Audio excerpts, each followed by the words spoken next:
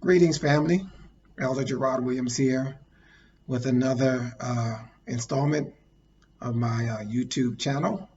I wanted to today continue the conversation around honesty that was so powerful with us at our convocation last week.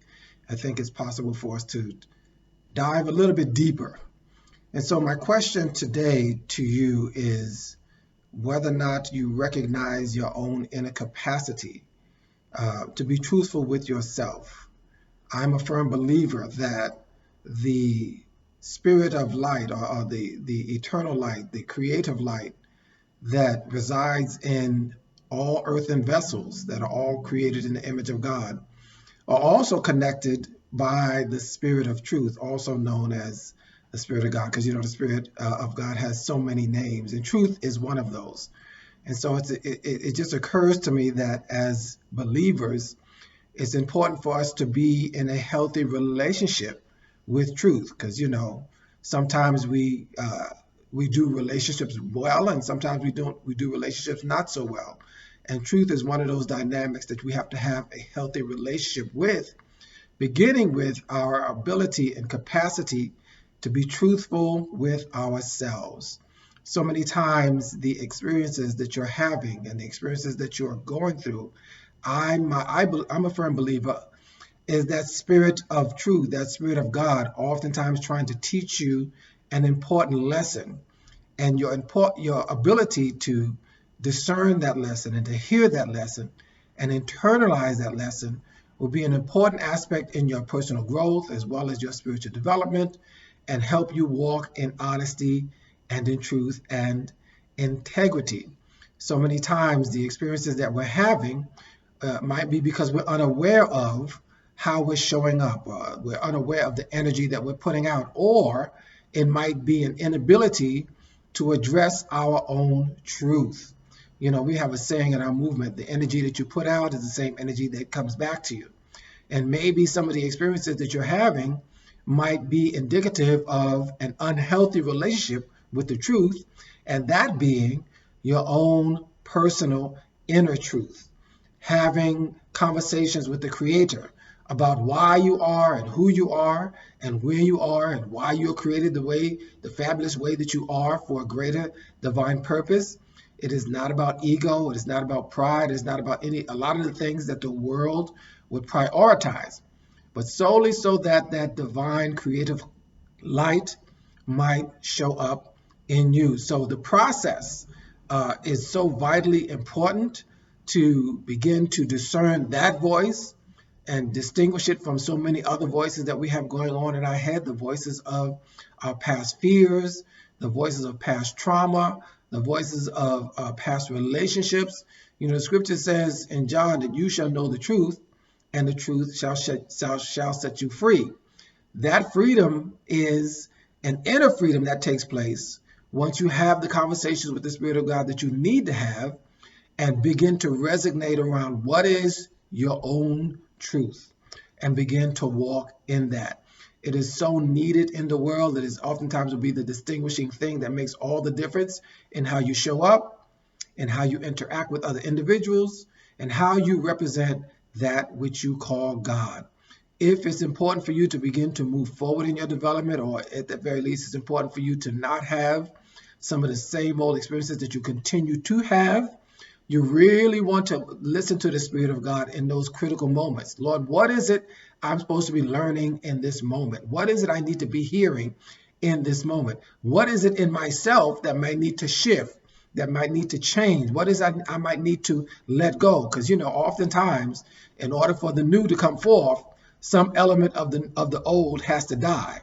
But you got to be willing to hear the Spirit of truth reveal to you what are those elements of the old in you that need to die in order for the new to come forth. And it's never going to be easy. I don't want to be mistaken on that point, that it is not supposed to be easy.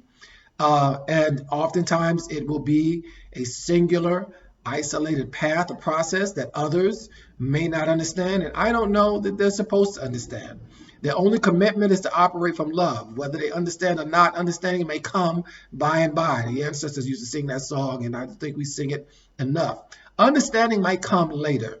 The only requirement in this moment is what does love demands.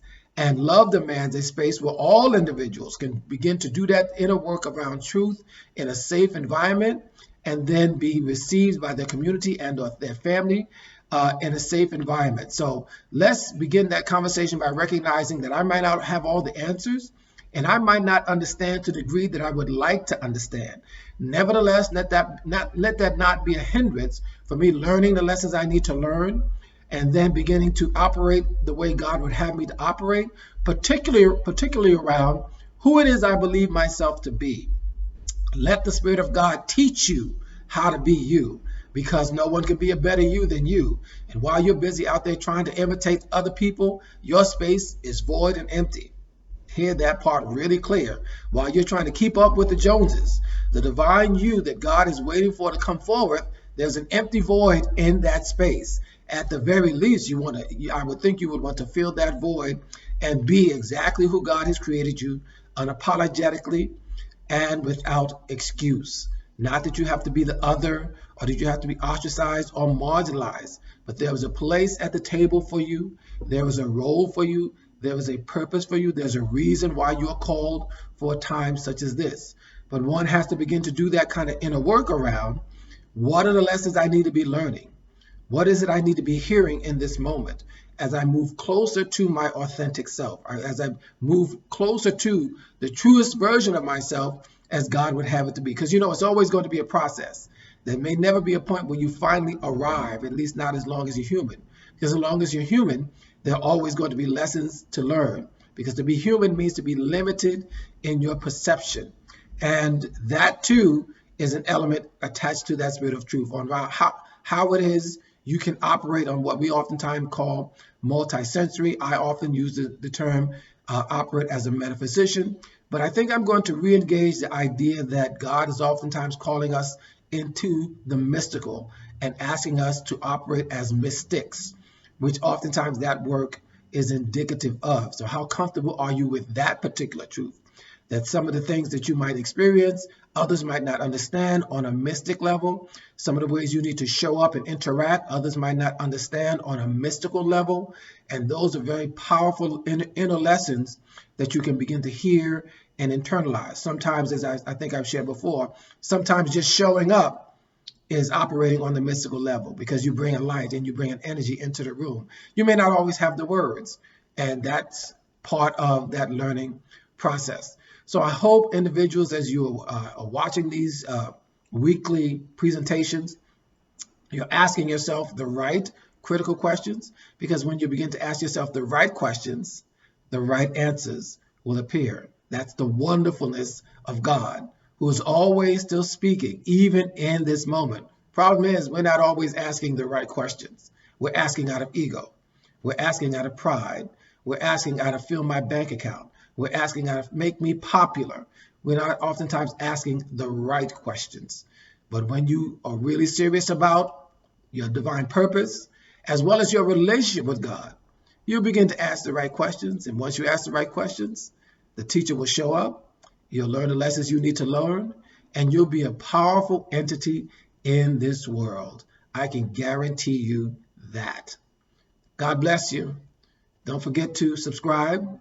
And never forget, God is love, and love